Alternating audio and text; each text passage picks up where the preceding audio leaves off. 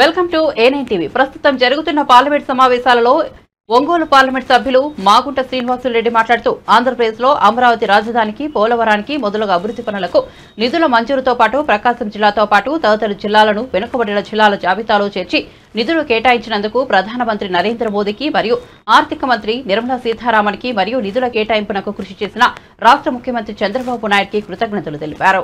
ఈ budget allocation రావటం అనేది చాలా సంతోషకరమైన విషయం. ఇది ఇక ఇండస్ట్రియల్ డెవలప్మెంట్ అనేది, ఇండస్ట్రియల్ కారిడార్స్ అనేది వైజాగ్ టు చెన్నై కారిడార్ ఉన్నాయి, బెంగళూరు టు కొత్త కృష్ణపట్నం టు బెంగళూరు ఉన్నాయి.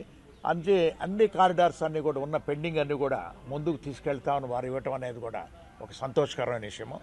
ప్రధానమైనది ఏంటంటే బ్యాక్వర్డ్ రీజియన్ గ్రాంట్ అనేది ఎప్పటి నుంచో పెండింగ్లో జరుగుతూనే ఉంటాయి. అది అంటే ఆంధ్రప్రదేశ్లో ముందు ఉన్న 13 జిల్లాల్లో 7 జిల్లాలను ఎంపిక చేస్తున్నారు.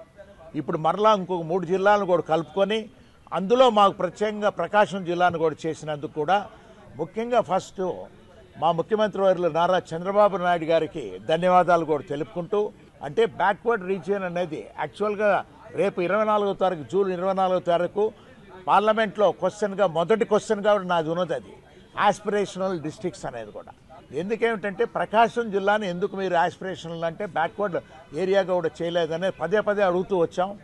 ఈరోజు పార్లమెంట్లో బడ్జెట్లోనే దాన్ని ప్రస్తావన చేయటం అంటే చాలా సంతోషపడుతున్నాను నేను.